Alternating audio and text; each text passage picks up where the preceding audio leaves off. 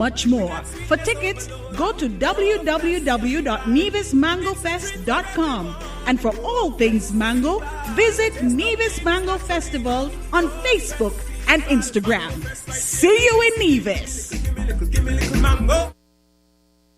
Okay, well, tell you what here. Good evening to you. Good evening, class of Radio 92.9, and we are for this evening. It's Monday night. Monday night. It's June 29th in the year 2026, and every Monday evening, yes, once is a regular day, not a public holiday. We are here with you on this platform on a Monday evening for at least 1 hour, where we discuss the issues that are front and center in our community, our country, Anguilla. That's what we do here on Class FM every Monday night. We highlight the issues. We for sure, we eliminate the issues for sure. We light them up in a big way. We put them before you, and of course, we encourage your conversation as well. Tonight, folks, and the lines as usual. You can call me at 497-3791 at any point during our conversation here this evening. You can also engage us on our social media page as always as well.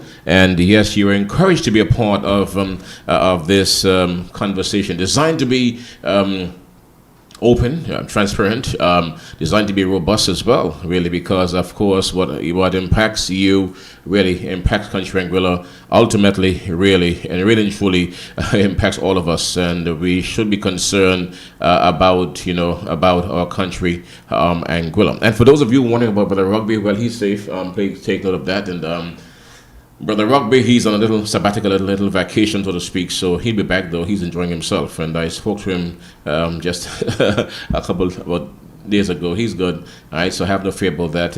Many persons have been asking me about Brother Rugby.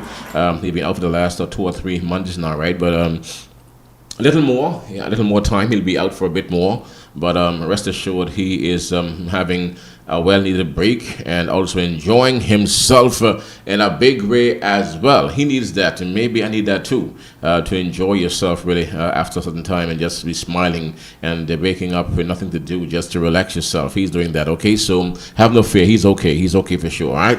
So folks, right now, 17 before 9. What among the big issues right now that are swirling in the land as we speak to you at this point in time? Well,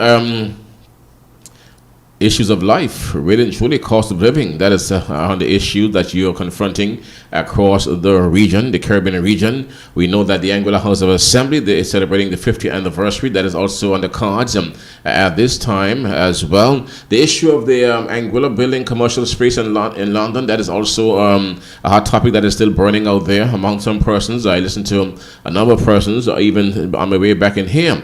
I listened to a number of persons who were seething, really just seeping, a lot of letting off steam about that situation as well. I listened to persons who were saying that. Also, folks, today was graduation day for the Abinadale College Comprehensive School.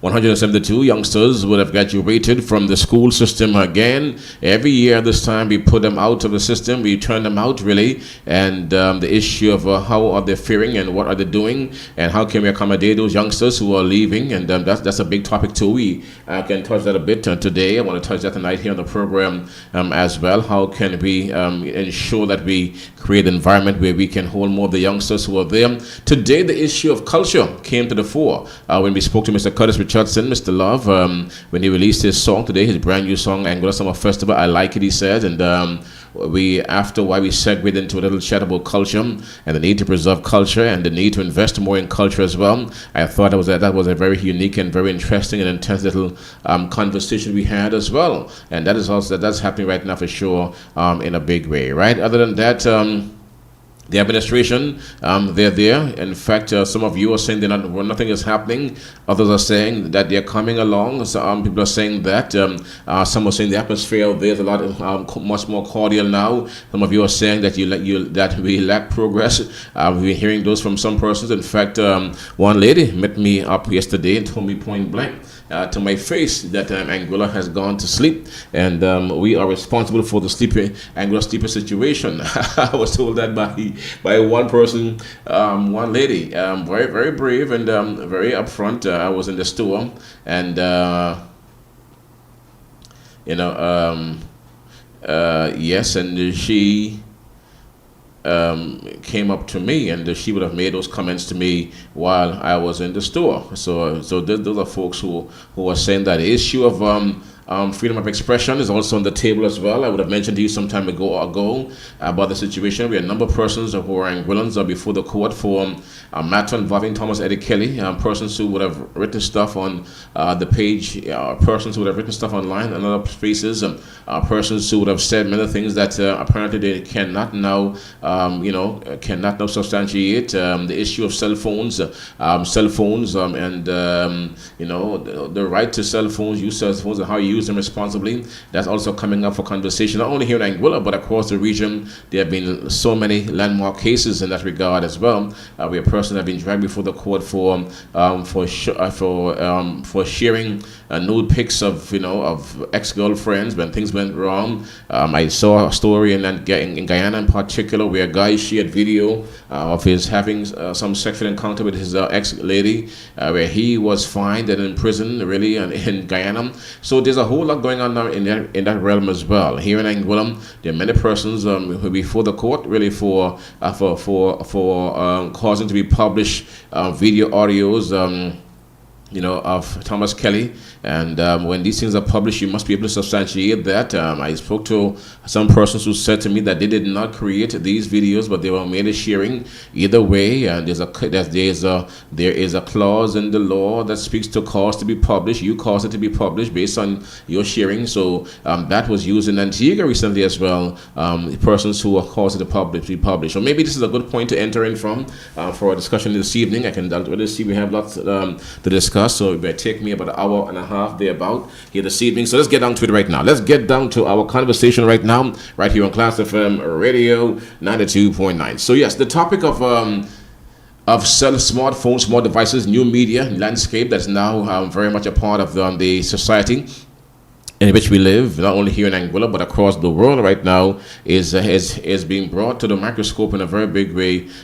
Who has the right to publish? What can be done? What can be published? What should be published? And how responsible should we all be as it relates to those cell phones and what we publish on whether TikTok, YouTube, whether we Facebook, or wherever we publish stuff in the social media spaces.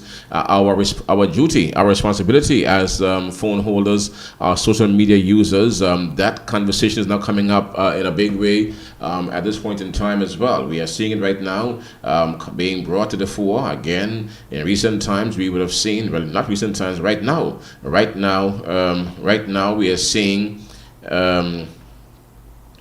at this point in time, the number of persons, as I mentioned to you before, the court in Anguilla on those matters, things that was said about Thomas Kelly, really and truly. And I'm saying his name because this is the latest example of how cell phones and social media is being tested by the court system here now, really. Not the court system in Anguilla only, but the Eastern Caribbean Supreme Court. These matters are test cases that will inform judgments going forward. These are what you call landmark matters that are now before the court here, and the issue of the right to prove without beyond reasonable doubt. There are persons who seem unable to get that to that point right now. There are persons who are facing multi-million-dollar lawsuits now. When I did a commentary last week, and I mentioned that to you because I was made aware, in fact, of the happenings. And really, truly, there's some persons who are caught up in that system that I feel very sad for.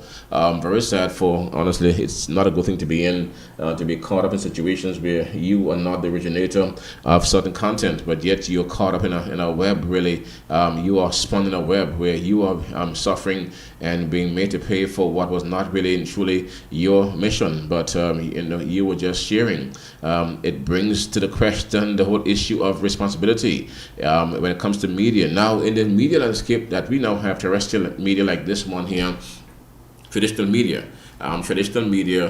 I am responsible for the broadcast. Whether it is me here, whether it is someone in the chair, sitting here in this chair, I am responsible ultimately for the broadcast. I'm responsible for whatever is on the page as well. I'm responsible for all of these things. One person is responsible for all of these things. That is in traditional media. That is how it really works. If you come here on the media and you begin to do things that goes beyond the regulations, the person who will be sanctioned would be Abner Brooks right away. Now, with a cell phone, that also holds true for cell phones and social media. But we were not person was not aware of it until these times right now. Whatever you publish on a cell phone, whether it's a voice note, whether it is a video, whether it is something that you write that you cannot prove, you are responsible, really, if you publish it in certain spaces and people can prove as you who are publishing these things, well then you will be brought, you can be brought before the court, really, for character assassination, for injuring person's character, for those things. That's what it is. That's how it really works in the system. And you have to go to court now to prove that you are innocent. And that requires you having information to prove that what you posted, even though you may have got it from somebody else, you must find the proof that it is correct. If you cannot, well then you run the risk of finding yourself in the hot water with the court and having to pay lots of fundings, fines, and all that stuff, right? So this has been occurring now in recent times on a frequent basis across the region here in Anguilla. It is just beginning. Now, there are some persons out there, because I received a call from a patriotic Anguillan community leader just last week Thursday after I made those comments on the program here. The leader would have said, that leader told me point blank, this is not a political leader, but a community leader, someone who speaks to us all the time, even on the programs here, who said to me that we are going down a slippery slope in Anguilla. He said to me it's a very dangerous precedence being set now. He questioned the issue of freedom of expression. He asked me what will happen next to people who speak in Anguilla. So you will no longer be able to speak soon. You no longer will be able to attack your opponent. And that person went on to tell me that he recalled the days of Hubert Hughes and Osmond Fleming and Eric Reid in the House of Assembly and how they were tearing down each other. But after they would have done that, those persons were friends. They went to lunch and dinner and they had drinks together after they did all of that tearing down. And so I would have told my brother, but I hear you on that. Yes, in those days, the politics was a bit more lukewarm. Right now, it is fever pitch. It's very intense in Anguilla, and in some other countries, it's very intense. Dominica is another area too where the politics of the land is very intense. Over in St. Kitts, it used to be very hot, but I kind of sense a cooling off, really, of the temperature there in St. Kitts. But some countries in the region is very stiff, very, very stiff. And Anguilla right now is at a fever pitch high, really, when it comes to the politics and the division and the deep polarization brought on by the politics. Is very serious right now. And he mentioned that to me, and I told him, but in those days, things have changed, and societies evolve, really, and people evolve as well. And the things that once were will no longer be accepted. Were accepted back then. That's just how it is. So the whole question of what will the landscape be like going forward when you're campaigning, and I told him quite frankly, well, be truthful now. Back in the day, I could have slammed you with a story and gotten away with it. I recall me being sued some years ago, really, for comment made by the former chief minister. He was on a rostrum somewhere in George Hill. It was a story that he would have, a comment he made about some people, and they were going after me too. In that situation, he paid some fines after a while, somehow, because and the thing about, I was not even around when that thing was being said. It was a live broadcast. I was somewhere else, really. But then came the letter with line for line what was said by Hughes, and they came after me because they said I caused it to be published. Class FM caused it to be published. So that's why they came after me at the time. They were looking for over $100,000 at the time. But there was some persons in the end who thought it best to turn that down. But I was caught in that jam big time. I could not deny it because the broadcast occurred and the things were said. When I checked back my recordings here in the morning, the comments were made, and it was more than a gray area. It was a dark area, really. And they had us in a catch like that. So that was a close one for me, a very close call. I recall that one. And after that, I tightened up a whole lot more because here it was, we were doing jobs, covering meetings, and things were being said. After that, I began to speak with party leaders and party, chairpersons, because you had to cover your back in the end, because from right then the landscape began to change. Prior to that, though, there were times when persons were able to speak here in Anguilla, and there were no persons coming after you. You could have said what you wanted to say,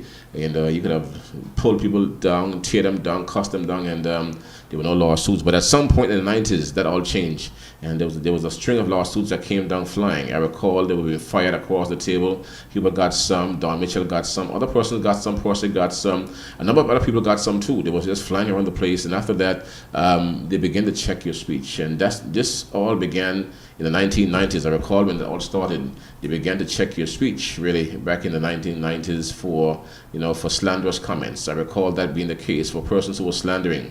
It became a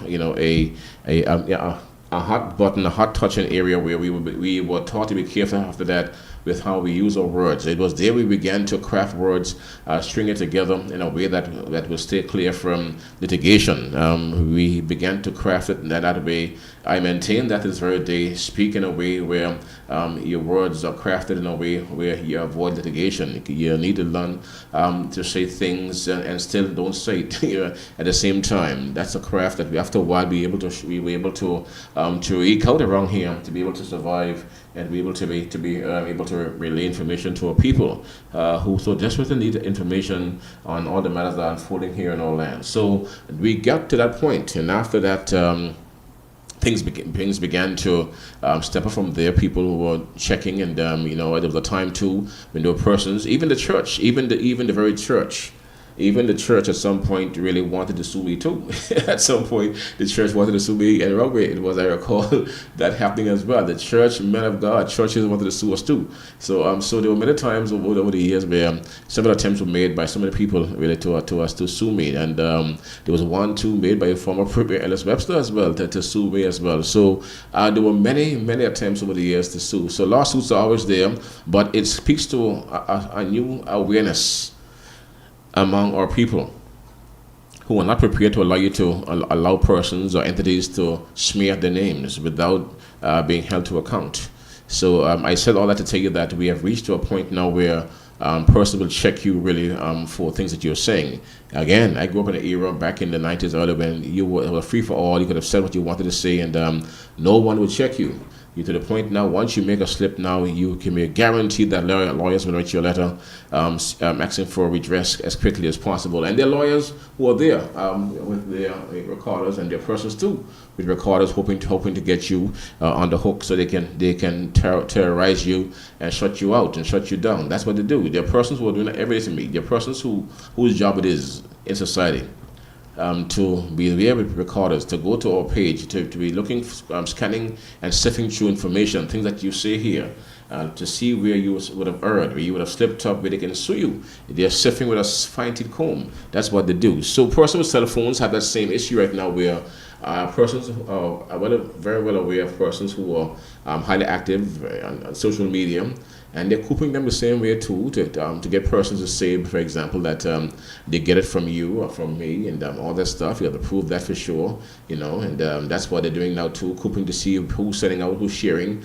erroneous stuff and libelous stuff. And that's what's happening too. So we've come to, as my partner would have said, to a funny place, and right now, and this is the way of the future. And the brother said we're in a very dark place, a very slippery slope we're on right now, and it was said that this will now be the way for all sides. So either side now will be out to get you. Either way now, so if you're on that side, this side will try to get you. If you're on that side and you're commenting on these devices, smartphones, tablets, that side will try to get you as well, because it's now the game of gotcha, and that's where we are right now. But it comes down to the fact that people are now they're now woke, as you would say, and it's a new heightened sense of awareness, and persons are prepared to defend their character, really, their names, because that's what they have. Okay, that's all that they have right now. So they want to protect their names really in a big way. In the case of Thomas Kelly, though, Thomas Kelly, who is someone who Kelly is a broker. He's someone who's a broker on the U.S. Stock Exchange, and he goes into Wall Street, and he does big deals. In fact, when you look at the records, Kelly would have done hundreds of millions of dollars in deals over the years as a trade broker, and to have his name on social media with fraudulent stuff onto that level, especially when you cannot prove that's the case, and whatever is there, and it wasn't proven, and he was being through the system before. The person in the firm, also there would have been a class lawsuits against the entire firm and all the lawyers who were there by name, he would have never been convicted of anything. And to have persons saying that all these things about him now, and on the platforms and on the media, that led to a problem where he felt compelled, really, to protect his character as someone who lives by his name. So can you blame him for doing that? I don't think so. If you live every week, every month, if you eat by your name, and that's all you do, you trade. You trade, and you handle big money, people's money, and you make money on those trades. Sometimes you hit big, sometimes you bust too. That's the nature of the business, and it's a ruthless business. I'll tell you that. But the rewards are great. The way that it is, the rewards are great. The risk is also great too. We are well aware of that. You can trade and lose everything.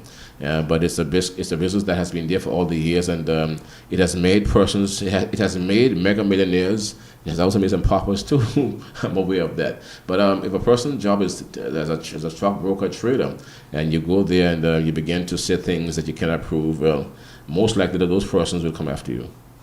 Most likely they'll come after you because you're threatening their bread and butter, how they eat, how they live. So it's a natural reaction for them to come after you with force and venom as well, because they want to ensure that that there's a record at the end of the day that shows that you would have been wrong with them, and that they was never proven to you. They was never proven in terms of the allegations you were making, and they want that to also be a part of the record, really, online as well, because what is happening there is that the stuff that went out on Kelly, there's the digital, there's the internet footprint that is around the world. So whenever you type up, and you begin to do searches on Eddie Kelly, all those things that those persons would have said about Eddie Kelly will be somewhere.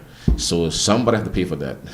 That is what it is. Someone have to pay for those things.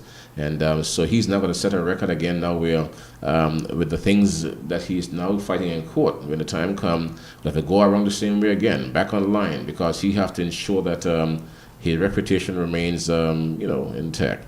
And not only him, but that's how traders across the world deals. If they go wrong in the bust, well, they bust.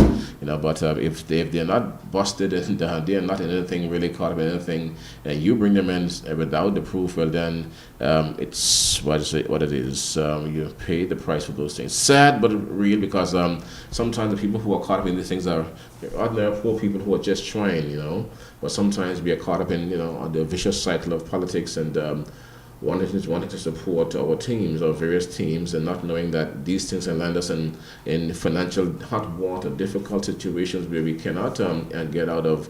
And what is sad is when these things occur, when these things happen to you, the parties, no one is there to support you, to pull you out. You're on your own. I've seen that every single time when things occur. I learned that from Percy time. Percy would go hard for people on a regular, and when Percy received those $100,000 lawsuits, there's hardly any person out there who would come forward to help Brother Percy. There was a man one time. He was kind of a half white man, and I was surprised. He was also a lawyer, and I recall him coming here one morning early, opened the door here, there's a check on the table there, and he left, really, and it was to help Percy with the legal fees. And this is a man who was an expert, he was, and he was prepared to help with the fees.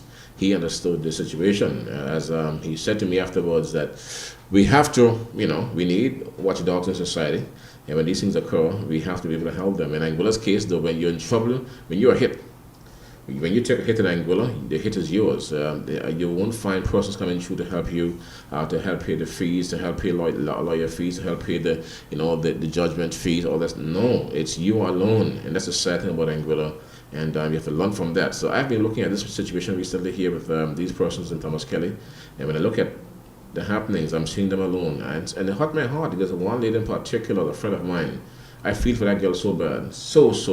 God knows it.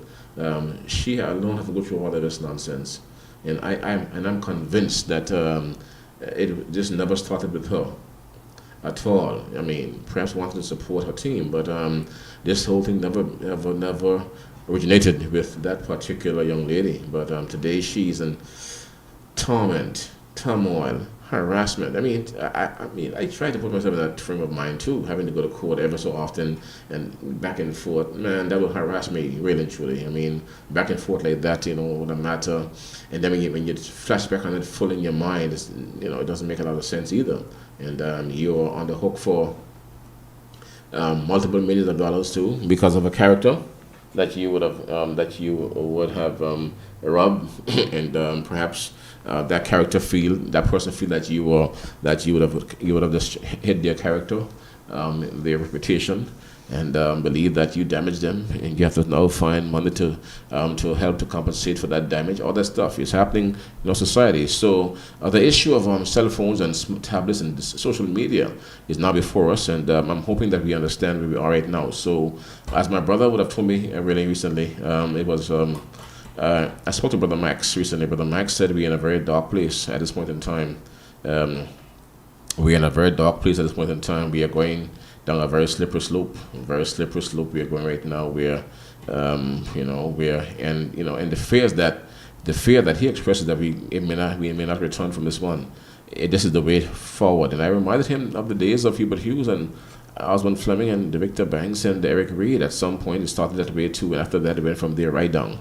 Now, it never came back, and that was the time when they began to sue persons with their mouths, and that never stopped, and it amplified after that, and now is social media now. So we are going to a place now where you're going to have to say the truth, nothing but the gospel truth. You can no longer tell a lie at some point and escape that. Now, there are persons though who hide behind names online. They have fake characters, fake accounts, and they say things all the time too. And, lots of things that they say.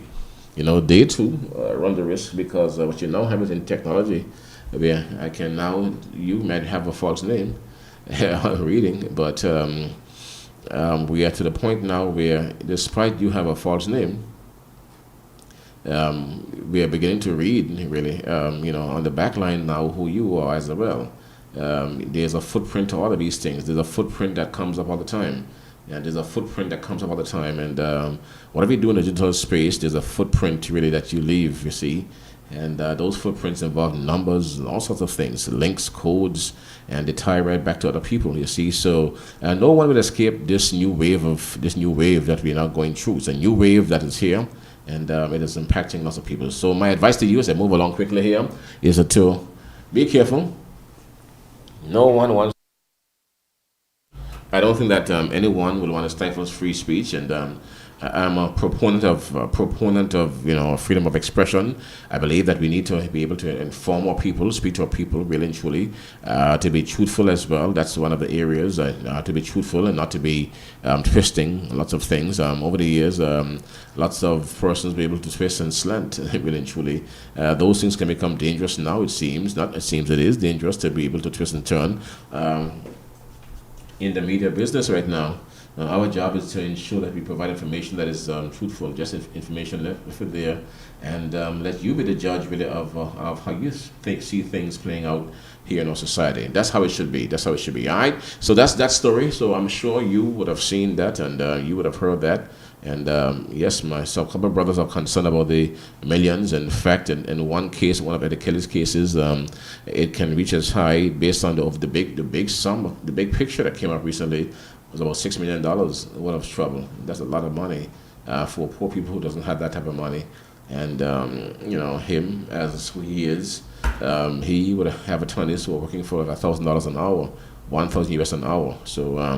So all that stuff is on poor people, you see. So we have to be careful and be smarter now than that. So we say what you have to say, but be sure that when you say it, they just saying a song around here, when you say it, say with your chest, because you must be able to back it up, beat your chest and back it up every single time. So I have been strong on that. When I say it, I'm prepared to back it with my name, because I've already done the research. I'll back it with my reputation too. That is what I have to do every single day. It's not hard to do. Once you are in the public space making comments, typing stuff, putting stuff out there, make sure that it check out. I'm very uneasy with stories that I receive that doesn't check out, and it cannot even fly, because if it doesn't fly and I run with a story that doesn't fly, and I'm caught outside on a limb, I expose myself to lots of things, litigation, and all these things. Really, you're on the edge, you're on the wing, just there waiting, and then you're in a very uncomfortable situation. So I'm aware of that too. I've come close to it many times, really, because of information that you would have received from sources, and the story was not totally complete, and you had to go back and check some else again. But by the time you have done that, you already carried part of the story in my formative years. Now I'm very slow to respond to a story. I make sure that I check all the way through. You check every angle of the story to make sure that I can check out. If it doesn't check out, don't fly with it. Don't fly at all, and because you run the risk of putting yourself into hot water, legal hot water, and you have to try to avoid that right now. The biggest threat to media like this is litigation.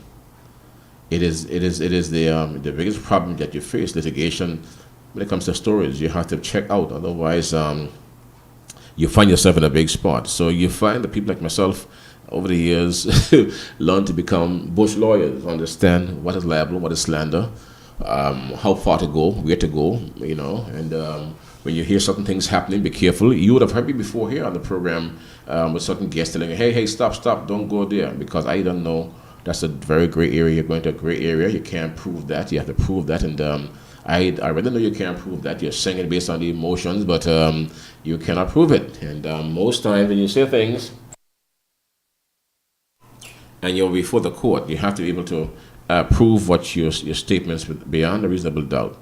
And when you can't do that, then you find yourself in a situation where you have to beg and plead to the person, and at a time, the person is in a bad mood. They don't want to hear you because they have you on the hook now, and they want that money to pay their lawyer fees and all these things. So in the case of Kelly, he's making a statement because he has to ensure that his name remains clear based on the work he's doing as a trader. In this case, that's for sure. Other persons, they want to send a message too, a statement that you are doing them wrong. You see? So that's one of the stories right there. Anyhow, next thing,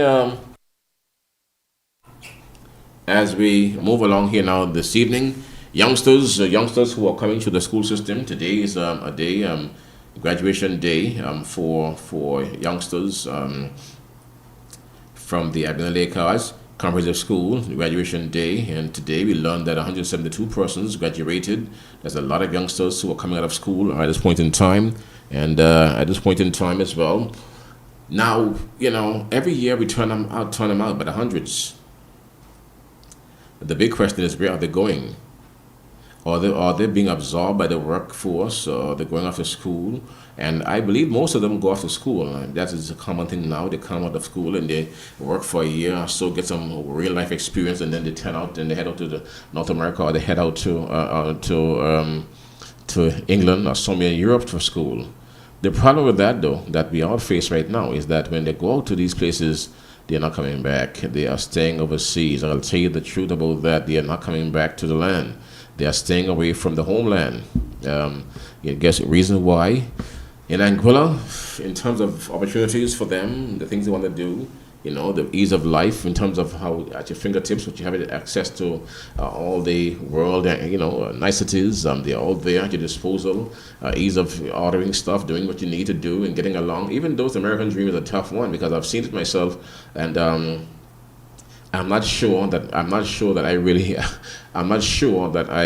into the American dream the way some people are really. You work a lot, you hustle a lot, yes, but in Anguilla, the Anguillan dream is just as exciting, and if you are ambitious and powerful as the American dream, I believe that youngsters, most of them who go to North America in the UK, they find themselves stuck in that cycle where they want to be there, and and they find it difficult to return home to set up shop. It represents a brain drain for society, because what is happening is that some of our brightest minds are leaving us and they're heading out to those countries, and they're offering their services to North America and to Europe and England. They're benefiting from what we're producing here in Anguilla. We would have trained them from here. Taxpayers of Anguilla send them to school, and because education is free here basically, You don't pay for high school. You don't pay for it. Government pays for that for the kids in primary school. So they're trained to a certain level. Then they're off to for tertiary level training. And they go there. Maybe the parents pay. Maybe there's scholarships too. I don't know, but most parents are paying for that now. The kids go there, and they do their 3-4 years of study. They attain their degrees, and all the degrees, and be it the first degree, bachelor's degree, master's degree, doctorates. But then the system out there and the world holds them, lock them in tight, and employs them. And I can tell you that I have that here too. My son he went out from here. Those guys are in America, and they love America. They find it exciting there. They live there. They work there. And they do everything there. You see, and they love home. They love Anguilla. But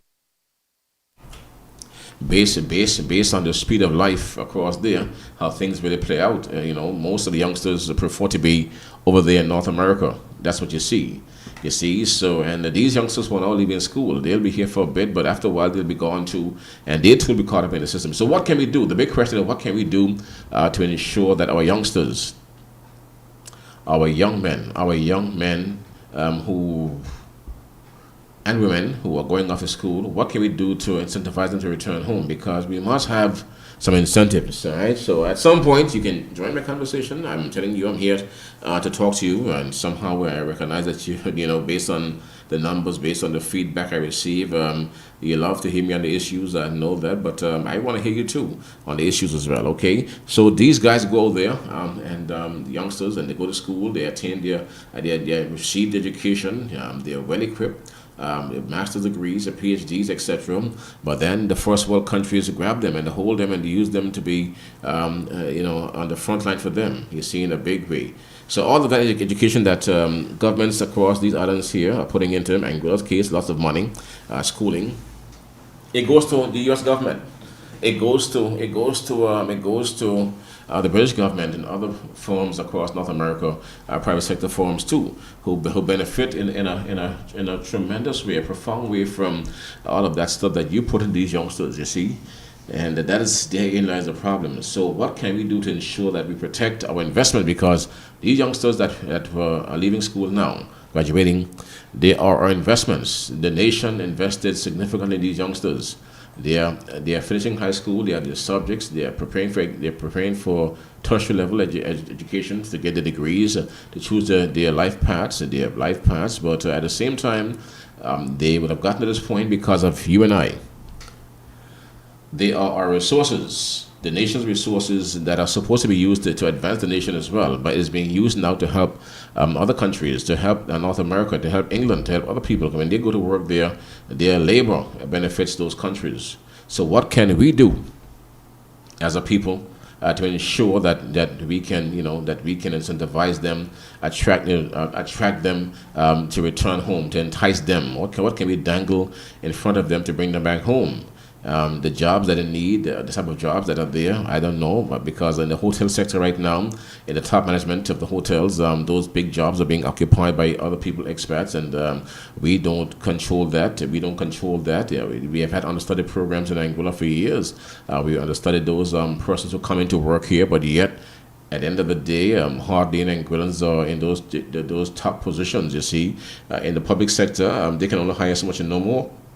We are well aware of that. So what is there for the Anguillans to return home to? So we have to create some environment where we can return those people here, invite them back home to do certain jobs, upskill them, pay them enough money too, because what they're working for in North America and elsewhere, what you're paying them here is a small change compared to that. What they can receive up there in those countries, so we are not paying it here in our country, Anguilla. When a guy can get X $100 for this piece of story here, I can't get $10 for it. You see, so that is one example. One example of the issues we are facing in our country. So, how do we incentivize these youngsters? How do we invite them back home to be here on the land? That is the big question that we need to ponder as a people as well. These are serious things, all right? So over the years, this is no one administration issue. This spans successive administrations in our country here, my people. It spans lots of years across the board, lots of years, and lots of years. Persons have been checking this out, where we seem not to have enough entices carrots to dangle, and a clear plan as to how we're going to utilize our young resources after they return from college, universities. They're staying outside, applying the trade, using all of that new information, knowledge to benefit to the developed world. They're being soaked up, absorbed, subsumed by the developed world, and we are not benefiting from what we invested in. We invested in those youngsters, and we are not benefiting from our investments because it is being absorbed, taken up by the first world countries. So we didn't have a plan for that too. And believe you me, there are thousands of Anguillans overseas in the diaspora. Every return, there are Anguillans over there, and youngsters too, in their 20s and their 30s, really and truly. And how do you get them back? So we have a caller here. Let me get a call on the line here now. Let me see what's going on here. Caller. Hey, caller, good evening to you. Good night. Welcome to the program. Good evening to you. Good evening to you, Brother Ahmed. This is Wasi, right? Yes, Wasi. What I would say, it ain't going to be long. I always talk about Anguillians and our entities owning these hotel rooms. Yes, I. That's one of the problems here. The other one is that we don't provide work for these youngsters so we can keep them home. Okay. If the hotels were belonging to us, those kids wouldn't have far to go. They can stay right here and make a proper living, earning money, and enjoying life and making family and stuff like that. But I'm out the show. Nice. Just continue. Yes, I. Enough respect. Respect. All right. So that's Wasi there for you folks, and Brother Wasi there for you. Thank you, Wasi, for that. So Wasi's take is that if we had owned the hotels, these kids would return home, and there will have no issue at all there for them. So he's saying that that is also part of it. Yes, again, the hotels and with the jobs on the private sector, for the most part, we are a tourism-based economy society. We know that, and the most of the jobs, the higher-paying jobs, are in the hotel sector. Those jobs occupy, for the most part, when you look at the work permits and the files around, even here, there's a constant renewal of work permits for expats, even in housekeeping, laundry, beach attendants, food, F&B. Sometimes you have those people in there.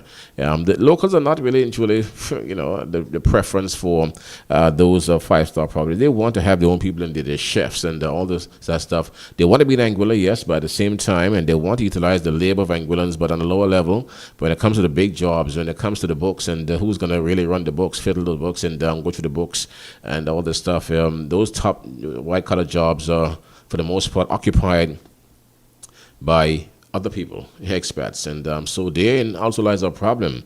Youngsters who are coming home will not get those top jobs to manage, to be head of finance, so that job is set aside for other persons. So, and that is Wasi said that's because we do not own the hotels, but there should be some policies in place. I would have had this talk before with was it Ken Hart some time ago, or those guys sometime back there, about these things, the need for us to be able to get to these points here.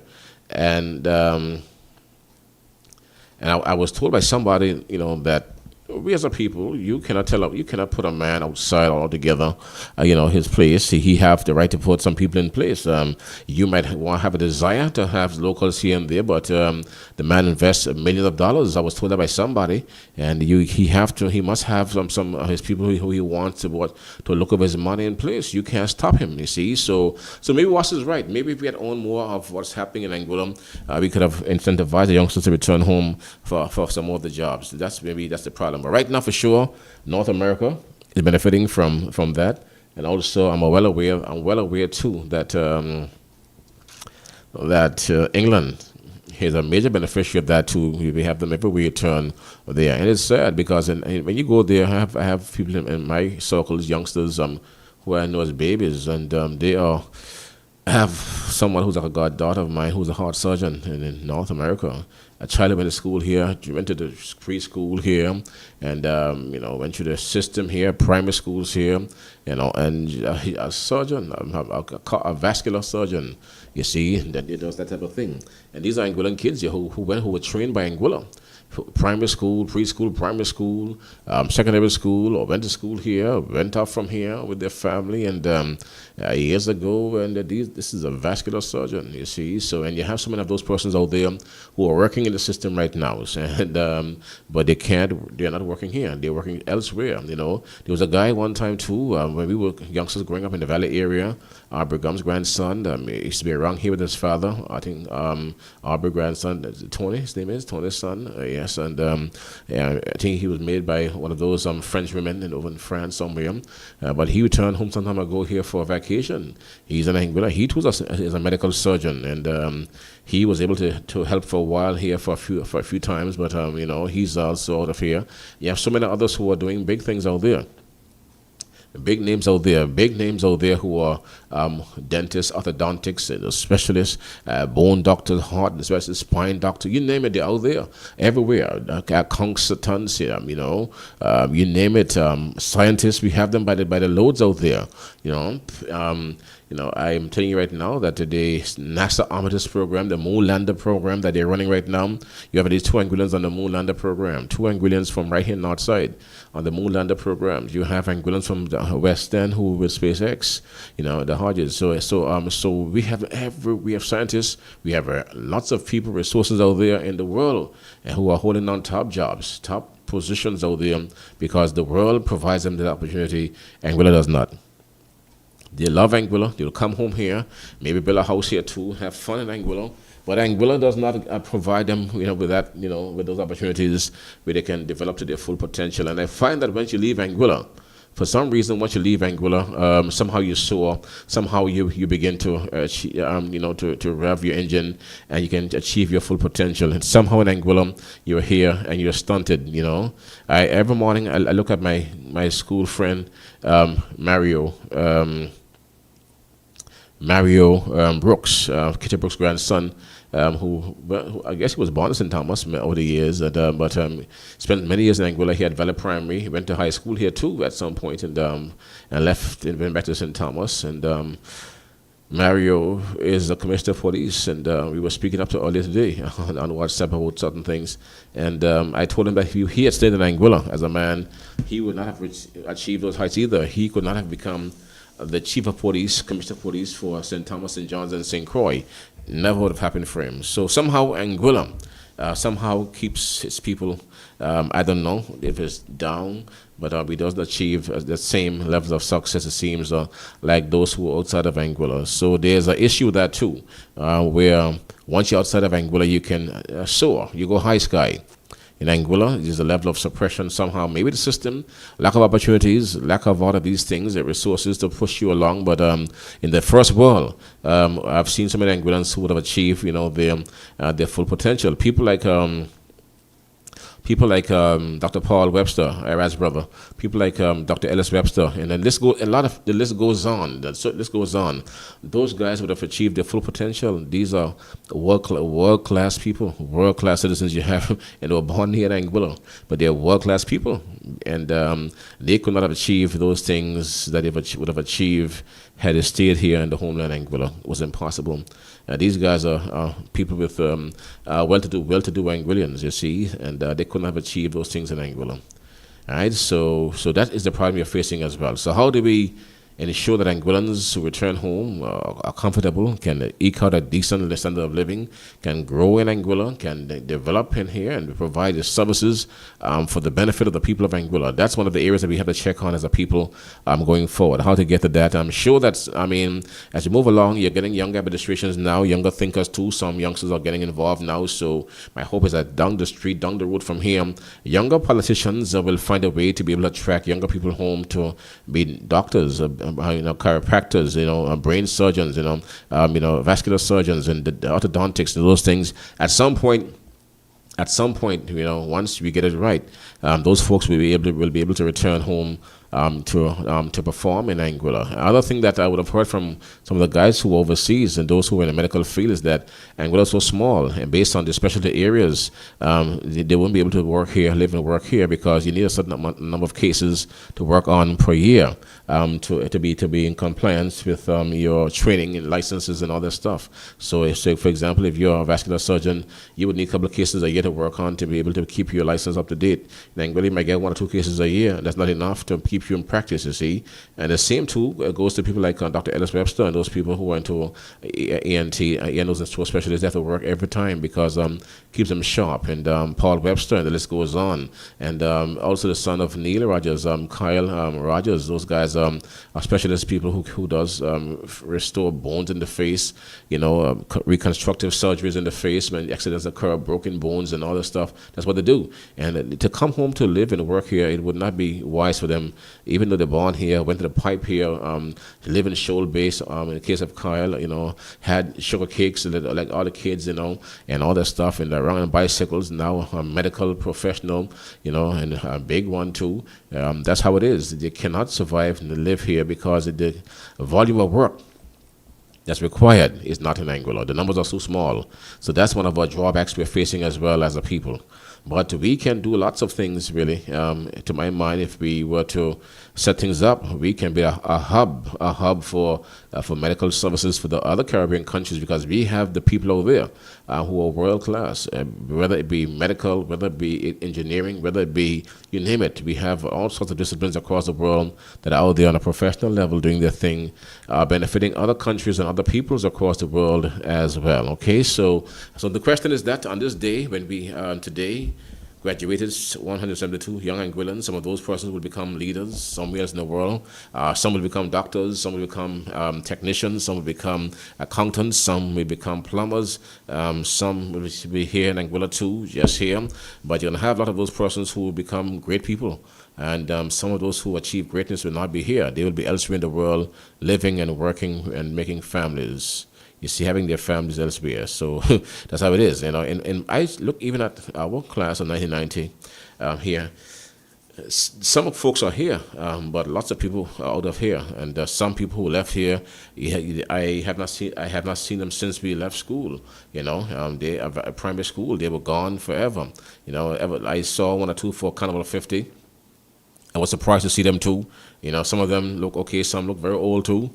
And, living in North America may not be too easy. Some people look very old and very old, frightening, and that you see that you know what time it is, These guys are looking as if they are being through a war zone. I've seen that too, but they have been living outside of here for a long time, and they have set their lives up outside of here, and they're doing well for themselves out there. So this is the way the world is going, Anguilla is going, and when you see graduations and you observe the happening, it's a very happy occasion, but we need to do more to be able to hold more of our people home.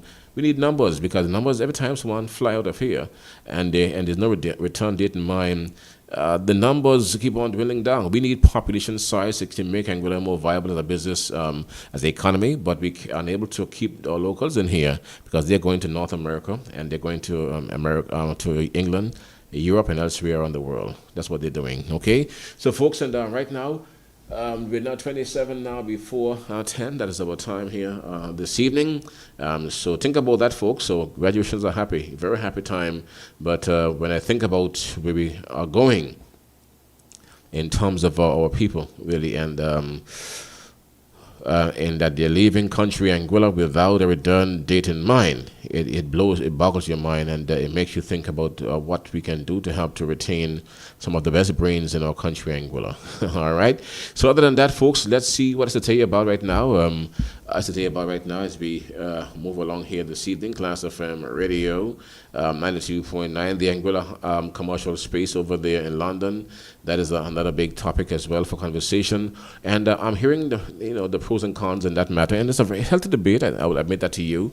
I love the debate. The debate is one that is healthy. There are those who are for, those who are against, and that's very important. There are persons who are every day having a story, and one of the persons who's having a story every single day of his life, really and truly in these times, is my good colleague Ken Hodge, somebody who who I've known for my earlier days, from another earlier times in life, and my formative years as a young broadcaster. We worked together for some years, really, at the National Broadcasting Service, and I've not heard Ken Hodge in this way before. But Ken Hodge is every day, every morning, he have a cry, and even this morning early he had a cry too. Yet to respond to him yet though, but I saw the cry today. He have a whole story now again about the Anguilla commercial space over there in London. He somehow is apparently is opposed to that stuff vehemently. Hearing him, his cries and passion. He believed that government needs to go before needs to go to a plebiscite, a referendum. It seems like a public consultation. It seems he's calling for before they make the move. Those who are for the space making the case for it. Those who are against are making the case against it. And so what is the truth though? And what is the ideal situation as it relates to that commercial space over there in London? Can it hurt you and I and in a significant way based on the monies that are coming in now? I don't think it can. But there are those who are saying spend all the money here in Anguilla, spend every dime in Anguilla. The truth is, this is someone who's not a hint there in terms of the billing. That doesn't really touch me one way or the other. But as someone who's just thinking wide about the future of Anguilla. And I just mentioned the youngsters in Anguilla and what it means for those youngsters who are coming up as well. At some point, Anguilla and Anguillians, whether now or in the future, we'll have to begin to think about independence for Anguilla.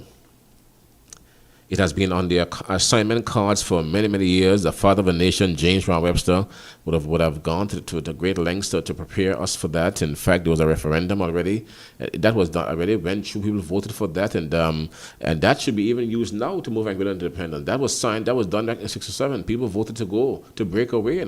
That vote is a live vote as well. That vote is just as alive as the document that the father of the nation and his team signed for the development of airport and seaports and hospital health and all that stuff around here.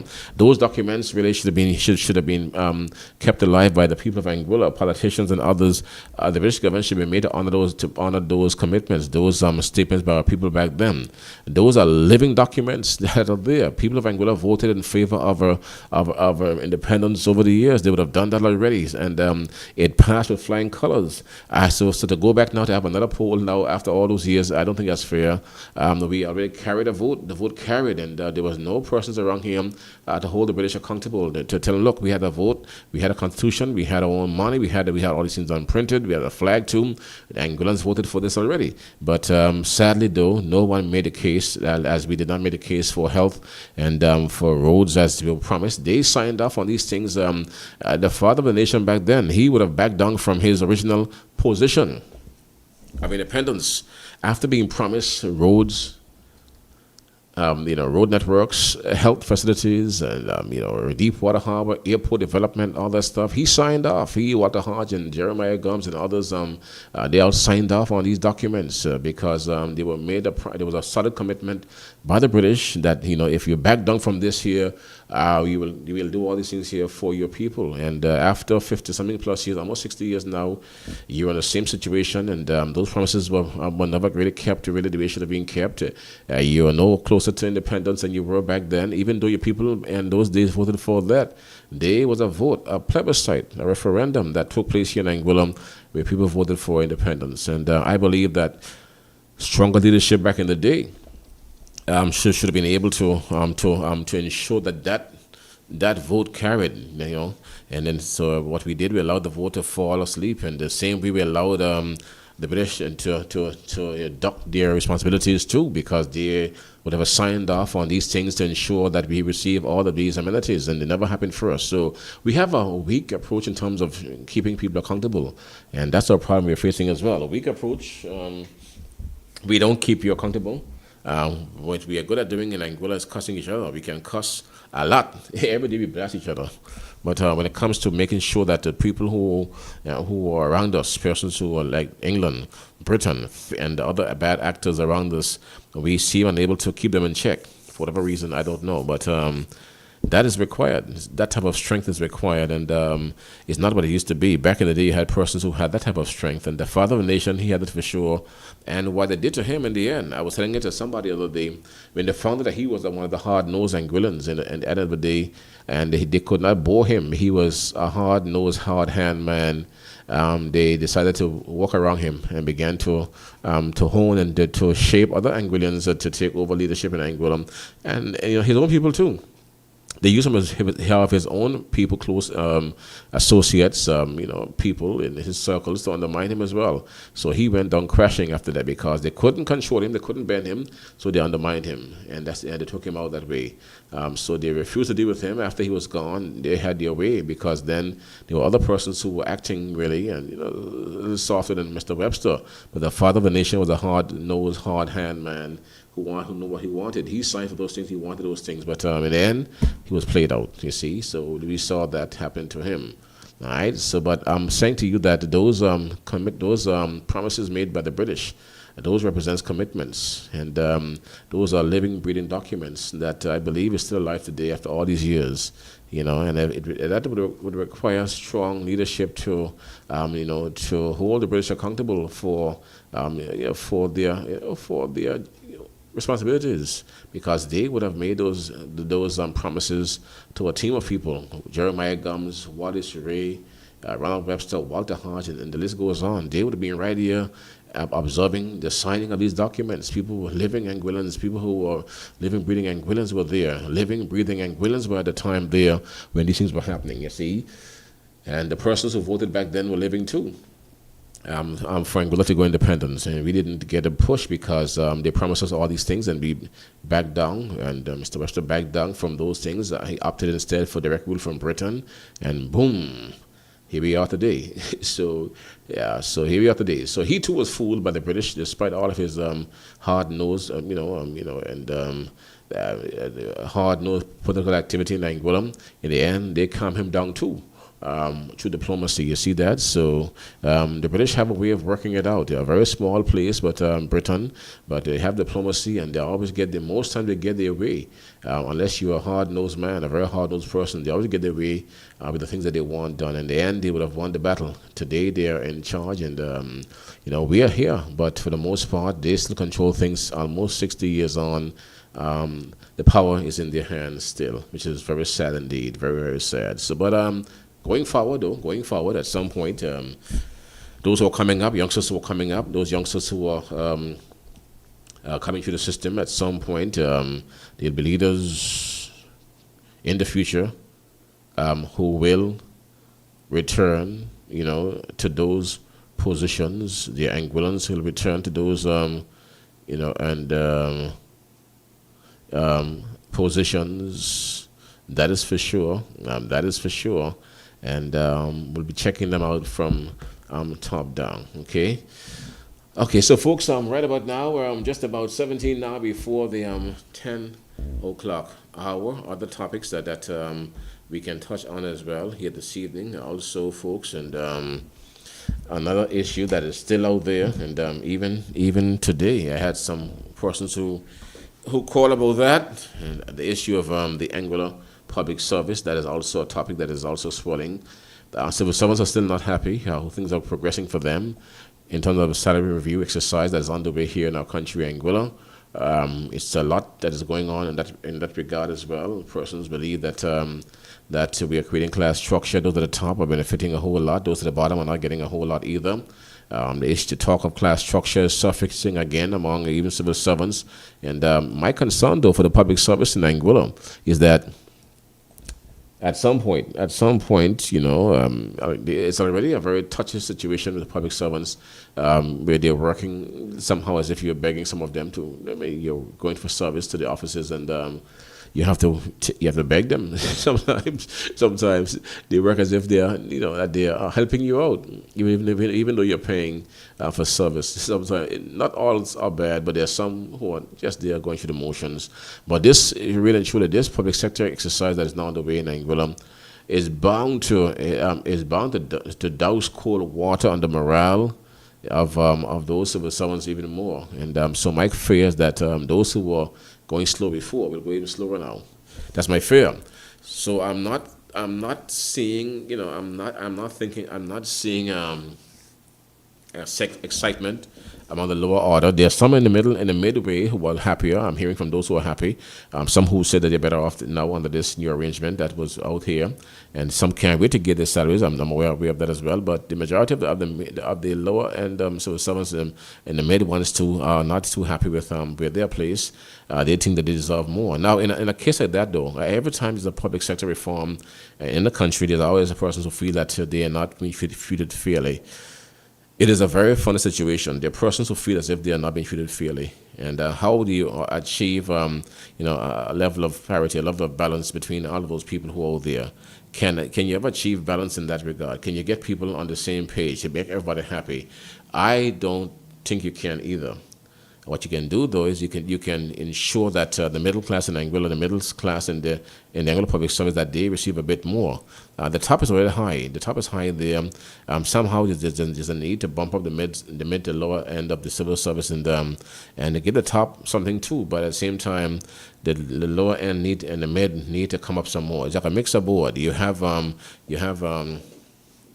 highs, lows, and mids.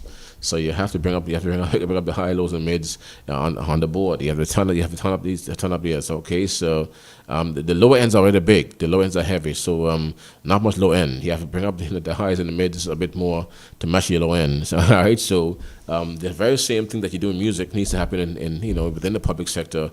Bring up the mids, bring up the highs a bit more, mix them in, and because the lows are heavy, the bottoms, as they call them, are already punked in, and so we have to mix them in some more. So that, to my mind, that analogy, it represents what's happening now. They need to mix a bit more and bring some levels up so we can see that we are leveling up the lower ends of it, and you have the high ends level as well, so we can bring a balance to the mix. You see, so how can that be done? Is it possible? I think it's possible. I think it would be best for the public service because you can have smarting civil servants, and they will want maybe they might work better. They just might work better. They might work better if they receive incentives. I spoke to you earlier about youngsters who are leaving Anguilla, and Hammer, I want to know what's the plan for the private sector from this AI money, please. That's a good question. I spoke to Brother Posse just this morning, and Brother Posse is of the view that there's a need to pay some money out to Anguillians, and now and then do like Guyana and give Anguillians $1,000 because a lot of money there is Anguillians people money. But the Posse believe that there's a need for that money to reach poor people. Now, how can that be done? I don't know. But there's a lot of money going around there, and at some point, at some point, I believe that, just like Guyana, where they have oil wealth right now in the land, lots of oil is there, and yes, and yeah, oil wealth is there. And what they've been doing recent times there over there in Guyana is that they've been making at Christmas time a contribution, a payment to the people of Guyana. Every Guyanese would have gotten $1,000 some time ago there for Christmas. I realized that happened some time ago there for every Guyanese, every one of them. Once you prove you're Guyanese, you had $1,000 US to your account for Christmas. So maybe process thought about that type of thing. So based on the money they have right now and coming in from AI, maybe they can do that too, Brother Process, he was saying recently some time ago there. All right, but for sure, the issue of that's for the private sector guy who spoke about the private sector. I'm not sure what it can do for the private sector in terms of how they can help you, because you're right about that too, bro. Hammer, I want to know. Well, that's a big question, bro. But again, I don't know what to do for the private sector. It's a question that will put out to somebody within the administration, maybe someone out there who can answer the question. But there must be some creative or innovative way of being able to to allow the benefits of the AI money to come down to ordinary Anguillans. After all, it's the people and money as well. Okay, Hammer, what's up with Social Security? Social Security, no director still. Social Security, to my mind, is a very sad story. It's a very sad story. The Anguilla Social Security Board is a very sad story. I don't know what to say about that. Brother Rugby, we spoke about that again. Somebody on the phone is not happy with that when he gets back. That will be a blazing story again. That's a sad one. I hear you. Someone said level out Social Security, level them out, give them money to do things, bring them back up, and now you recall during the Anguilla's rough times, COVID-19, Hurricane Irma, and other situations. That scheme, Social Security, was used to level up Anguilla. 2010 too, at a time when there was no funds around, she was used to pay salaries for months at a time in Anguilla.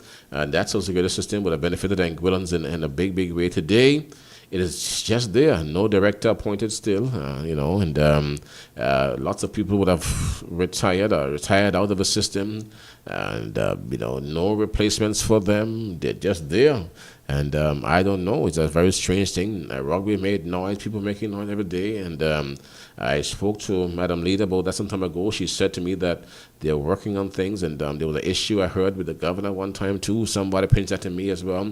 There's a back and forth going on, but what is happening there is very sad. It should not be 4.5 years, 5 years without the appointment of a director.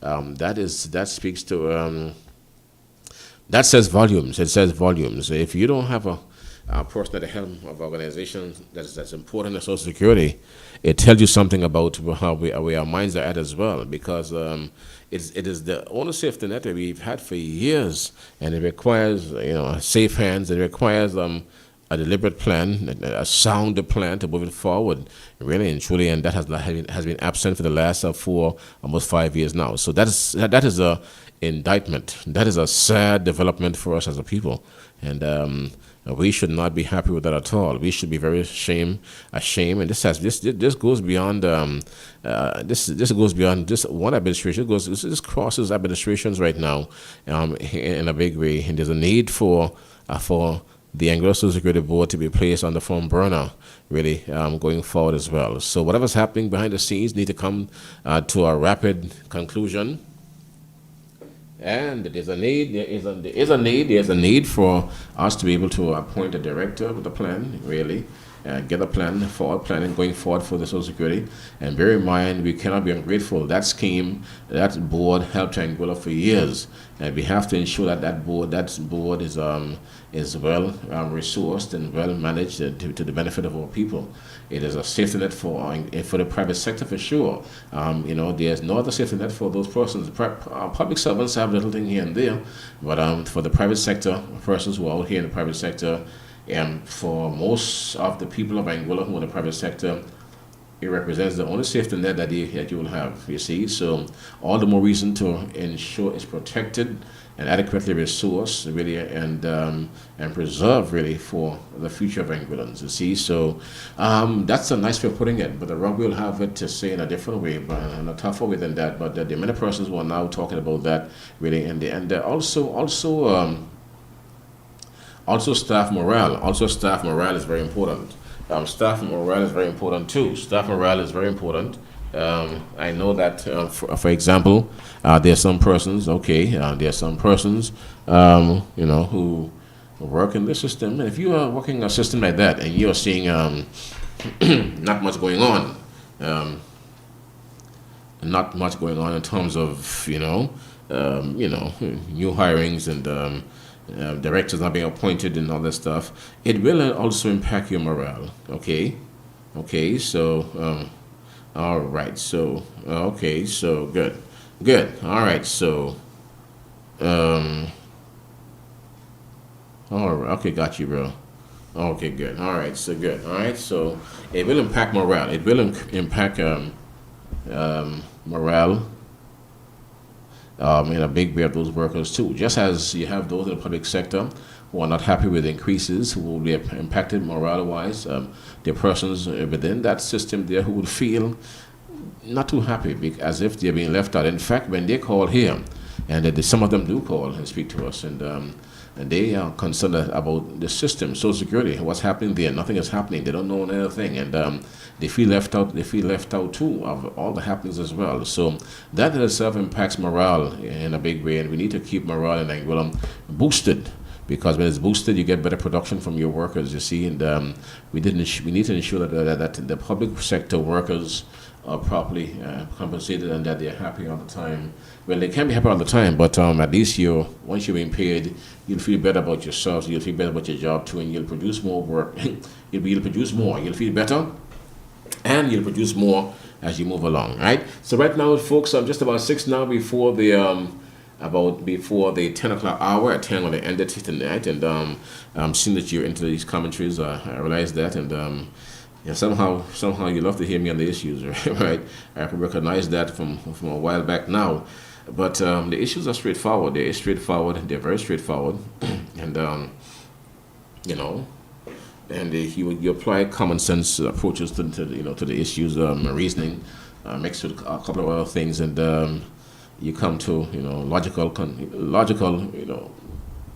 positions and analysis really on these matters as well. Now, my brother, this is a message from somebody. Oh,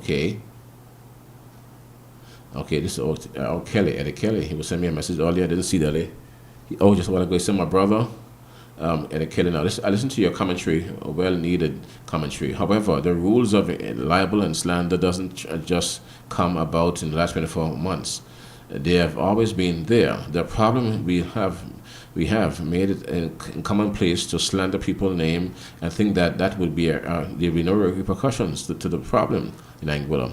And my goal is to put a stop to that.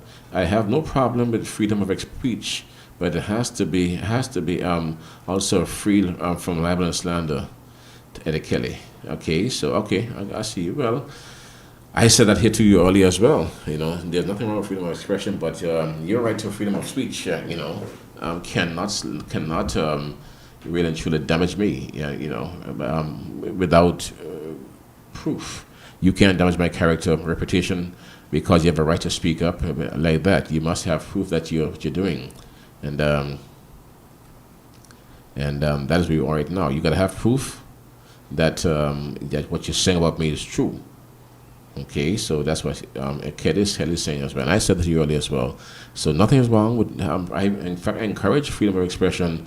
I love to hear people on the issues big time. But when you're there, you must be responsible. You must be able to present it in a way that people will understand it too. But you must be responsible for your actions, for your commentaries. I appear here on this program every single day and speak for hours, and can speak for maybe days too on all the issues in Anguilla. When I show up here, I'm coming to you from a position of information, things that I've researched, things that I know of for sure. I won't say what I don't know. If I don't know, and I come across and I find that I don't know, I'll come and say, hey, that's a mistake, that's wrong. And you have to be able to do that too. You must be a bigger man or a bigger woman if you're a woman, and say, hey, I think I erred here and there on this one. I may be wrong on this one here. That is how it should be in society, But you have to be able to be responsible. There are persons online who have these names in the online, sending all sorts of things around. I find that they have to be a coward. That is downright coward, using aliases and people believing that is true. It's not true. Just people that are behind these aliases and putting up pictures and and they're fooling off poor people with that as if it's a real person. It's real person's all right, but not who you think it is. They're hiding behind of these things and putting stuff out there. All that is crazy stuff. When you speak in your name. Let people see your face, hear you on the issues. That's how you know how strong you are. That's how you know how you stand in society too. Because once you're saying things, let people examine you as well. Once you're saying things, you must present yourself to the public for scrutiny as well. Put yourself out there so people can see and hear what you're doing and saying. That's important. Very important that you do those things. Come out, let people hear and see you on the big issues as well. And we know we're going from there. All right. So folks, and but those who hide behind those fake names, I don't check their stuff, read their stuff, listen to their stuff, because it doesn't make sense. It doesn't make sense because you're hiding behind a fictitious name character for what reason. You should be able to speak loudly if you're Anguillan, speak up in your country here freely. Come forward and speak. But we have persons who hide behind these characters. Okay, so all right, so let's see what's happening now. So the persons who have contributed to the pension for public sector, private sector, people have over and over being sent to home with their last paycheck, and they lose their homes. Need to fix it ASAP. The public sector paycheck is sure, pension is sure, and nothing for private sector. That is true. That is true. That is true too, and that needs to be fixed as well. What Anguilla will require at some point. I don't know when it will happen for us though. But at some point, it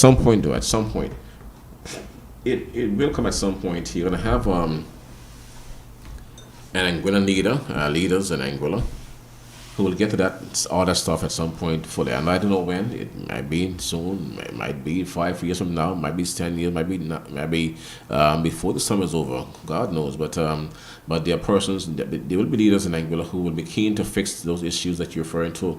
There, they need to provide for the public, for the private sector, to ensure that there's a safety net that is a bit more robust to protect private sector workers. As you mentioned to me a while ago, there are persons who are fighting from the hotel for on the last paycheck, and they go home and lose their houses to the bank because they can't find a job in 3 months. And when you get a loan for a house, and she goes into non-performing NPL status, non-performing loan status in 3 months to 4 months, to catch up on that loan is hard. I know that. And you get a year running back on that loan, you're in trouble. That's just it. Unless you have a friend, somebody with deep pockets to pull you out until you find another job, then you'll be in trouble with the bank. You see, and that's how it works like that. But yes, I see what you're saying. So if you're not working, you'll have unemployment benefits coming from the system. So I always oftentimes would have said that to on the commentary programs here.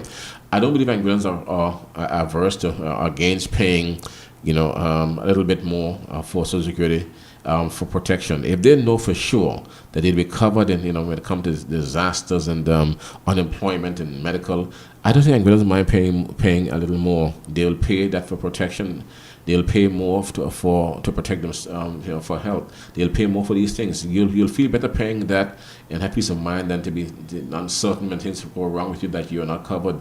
I don't think Angolans are against that. Now, what is I've noticed for years is that here in Angola, and this is on all sides.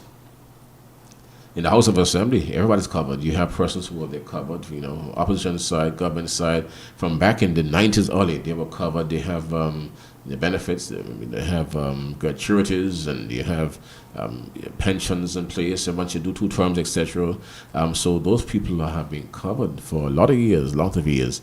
The issue for me, though, is in the private sector. This has been happening from the 80s, 90s up until now. How do we address the private sector that really is the engine for the economy of Angola? The persons who work hard in the hotels. How do you bring those people up? The very same way that politicians over the years, some would have dead, now passed on, died, and long gone to their heavenly or they're gone somewhere really, heaven or hell, and they have moved on. Some of them are moved on. Some are benefiting still from that money. If Oswald is here, the wives of Mr. Hughes is there, and Mr. Reed, wife is there too, and Mr. Hughes, wife, West End is also living still. So those are benefiting from those fundings. So we are well aware of that, And so the issues are what can you do now for persons who are in the hotel sector, the drivers of the Angola economy, those who are the economic engines. The economic engines of the society, the private sector workers, there should be and there could be something done to really protect those people. And the very same way we were able to have energy, to fix systems in place for politicians and all those persons who benefit from the system. I believe that we should be able to take care of our people in the hotel sector. It is wrong. It is scandalous. It is terrible that at this day and age, after all these years, the flagship, the bread and butter, nuts and bolts of the economy that undergirds our economy, that tourism sector, the workers are not properly protected. They are not protected health-wise, benefits-wise. They are not there. So that too should be a priority at some point for administration, one of them, to be able to take care of those people. I think it is a priority area, one that needs to be done to be addressed as soon as possible. It's not right for those persons to be working from paycheck to paycheck, and when they fall ill, There are no protections when they're fired. 1 month's salary, they're gone home, and all of those, they're exposed to all the elements. And they're the ones who are driving the economy, driving, that tourism for years. Tourism carried Angola's economy for years. So there's a need to ensure that those persons are treated well, that they're comfortable when they retire, that they get something, when they fall ill, that they be taken care of as well. There's a real need for that to happen. So again, these things weren't done over the years. I don't expect one administration to take care of it all, to resolve all the ills that are unfolding in Angola at one go, for sure. I'm telling you that off the bat. I'm telling you off the bat. That's for sure. But these things really and truly are issues that are out there on for sure. Okay, so that's where we are right now. Okay, so all right. So all right. Somebody said Ken was helping the hotel workers in the area of Stop It. What Ken was doing? What was Ken doing? Somebody said Ken was helping the hotel workers and the front Stop It. What was Ken doing for real though? I mean, I don't know what Ken was doing for the hotel workers. What was Ken doing? I mean, if Ken was doing something, it had to be there in the system somewhere. He was putting things in place, a pension scheme for the private sector workers. Okay, so that's Ministry of Home Affairs. That's where the Madam Leader's at right now. Okay, well, I'll ask her about that in the morning, about that, God's willing, about what Ken was doing. Someone said Ken was on the way with that. Ken put things in place. So I can see now, because Ken Hodges is one of my former colleagues, but I'm not sure if Ken says lots of things too. He speaks a very good talk, but I am not sure that Ken really walks the walk every time. Again, I know him better than most. We served together for years, and so I'm not even sure. But you're saying it, so let me investigate that tomorrow and to find out what Ken was doing for the hotel workers in Angola, because I am of the view that they should be protected. They should be protected for sure, and it should be a matter of priority. Again, I don't expect the administration to get everything covered in a go, because it's only 5 years and there's a lot of work to do, a lot to be covered. But these are priority areas, low-hanging fruit areas, and critical areas too, that requires intervention on behalf of administration. All right, so folks. We are now 5 minutes after 10. That is our time here now. That is our time. So that's yes, brothers and sisters. That's the area that I agree with you on. And because when you get ill and you're in a hotel working and there's no insurance, and your son doesn't have your son doesn't have money to take care of you. You have to be flown out. You have to do GoFundMe. That's a problem. If you're covered, you pay a little more and you're covered by the system, then you have your benefits right there to be accessed to cover you. I'm sure most Anguillans who work in the hotel business would prefer to have coverage, right, and would mind paying a little bit more to cover themselves, to cover their family members too. They would mind paying a little more. They would be committed to paying that money every month to make sure that they have a good coverage when it comes to benefits for themselves, unemployment benefits, even medical benefits.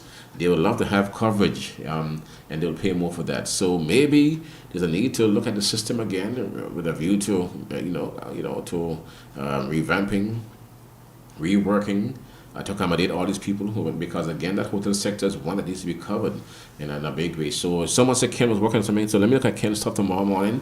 I'm gonna look to see what Ken was doing tomorrow morning in that regard, and see what he was doing, and to see if what he left in place, because somebody here said that Ken began to cover the workers. I'm hearing that now, so I'll see what he would have done if he did anything, because I'm not sure if that is so. But somebody's saying it to me here now. How many did stop? I ain't lying. Because he was working on it. You never went over from Ken because you don't put APM. Oh man, that's not true. That's not true. That is not true. That is not true. That's not true. That is not true. And I've had stuff from Ken before. Last week, where were you? Last week, Ken had a story here about the building over there in over there in England. We would have had that. We would have had that. You know, guys, I'm in here now, right now, just about 8 minutes after. So listen, you can't talk about Ken. I know Ken Hodge. You know, Ken Hodge and I. I'm telling you right now again. Ken Hodge and I, we worked together for years. Ken Hodge is somebody who I know very well, very very well, and Ken knows me very well too. So I'll find out tomorrow what it is that he would have done. Okay, okay, all right. I'll ask him what he would have done because you're saying to me he did all this work. And Ken did all these things, and Ken did all these things, and the AUF didn't follow through on it. So the AUF, you know, they say AUF is the reason why now the hotel workers are covered because they didn't follow through on Ken's plan. So the question that I have to ask tomorrow now is what Ken left in place. What Ken Hodge left in place for the hotel workers, as you're now saying here. So let me find out tomorrow morning. I promise you that. I'll guarantee you that. I'll get around to that tomorrow morning. And I'll get around to that tomorrow morning and get back to you. I'll circle back to you with you, God's willing, tomorrow morning on that. So God's willing, tomorrow morning, I'll get back to you to hear, to inform you as to what he would have left in place. I'm sure, because I'm sure it won't. If it is so, it wouldn't be too hard to find. Okay. So guys, we're right now just about 9 minutes after 10. That is our time, and so I want to end it here now. And so. I'll end it here now, and okay, and all right, and okay, and here, Class FM here in the morning, in the evening time, and we are here, and we are here, Class FM Radio. 92.9. So right now, folks, 10 minutes down after 10. That is our time here. Well, it's here where we conclude our Monday night program for this evening. And just to inform you that, to inform you that you can join us here. You can join us here. That's next week, Monday. God's willing, around the same time. Yes, God's willing, around the same time for another presentation. Yes, and we thank you for listening. We thank you for viewing. Okay, so all right, somebody said we complain about everything. We complain about everything in Anguilla.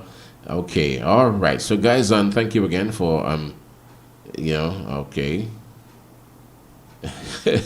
All right, thanks guys, and I'll catch you next week. God's willing, from right here, Class FM Radio 92.9. All right, hold the spot that you've got, man. Class FM Radio 92.9. Here's Mr. Love, brand new song, folks, and Mr. Love have a new one again, a brand new track again, man. Mr. Love brought one today called Anguilla Summer Festival. I like it. That's the name of the song. It's called Anguilla Summer Festival. I like it. That's what he says the name of the song is. So here we go one time. Mr. Love, brand new, his culture tune for Anguilla Summer Festival. His contribution in part really for Carnival this year. Peace and love. You hold the spot that you've got. Yeah, the love is back again. Anguilla Summer Festival. I like it. I like it, I like it. Anguilla Festival is hotter.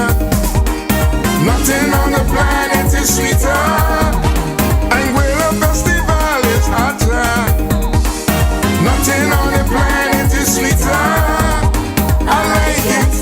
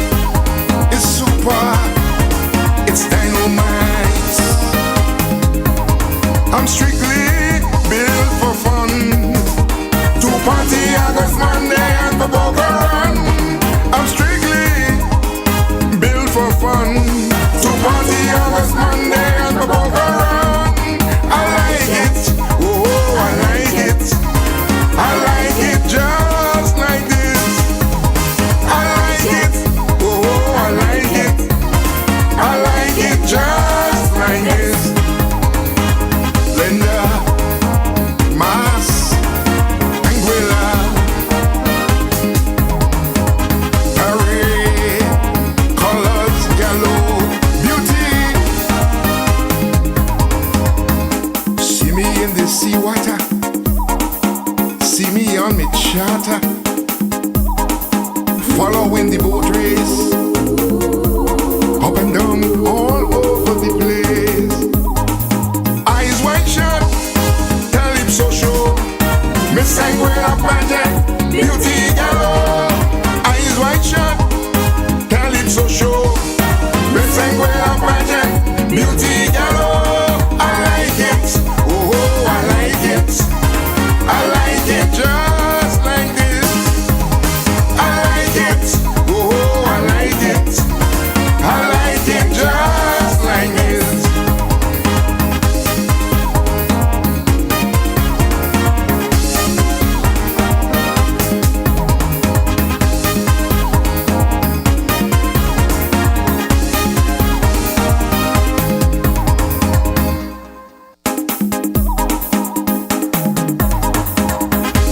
Yeah, the love is back again.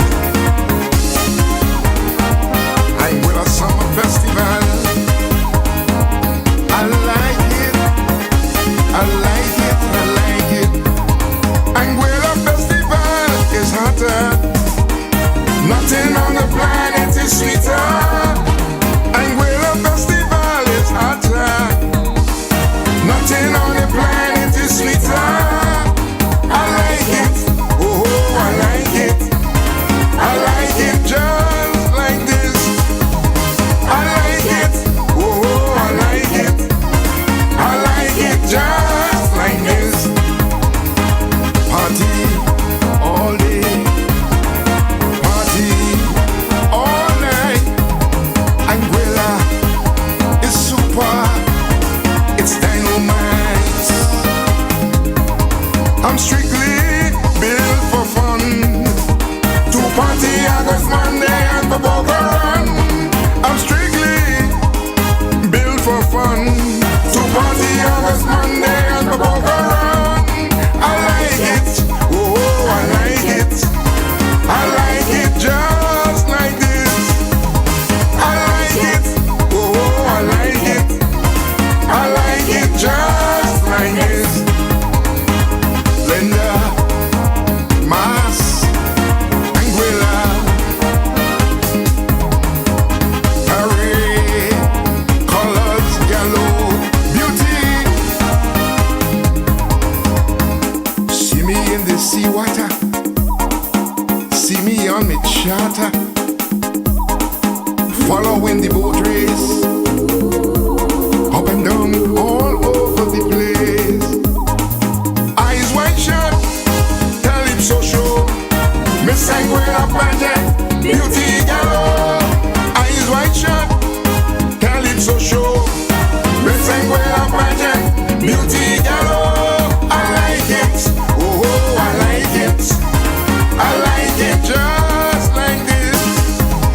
I like it, oh I like it, I like it just like this.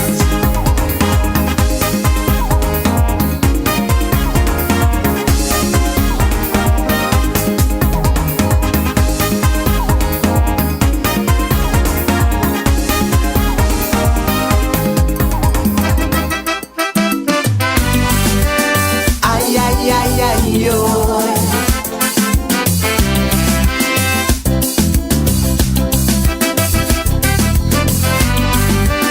Ay, ay, ay, ay, yo.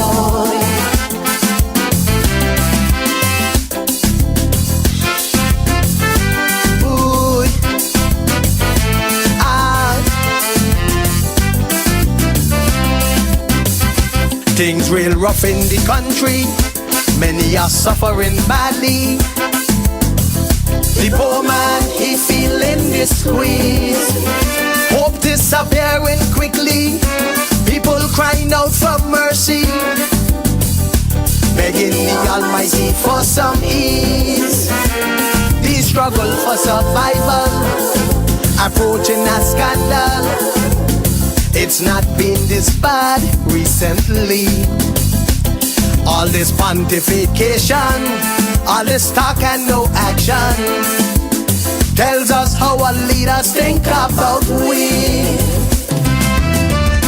So many people are crying, tears behind closed doors. night and day people shedding, Tears behind closed doors. even though we are not seeing. Tears behind closed doors. That don't mean it ain't happening. Yes, we putting up a brave face, but when we in we private space, we just put happiness on pause and we cry. Oh yes, we cry.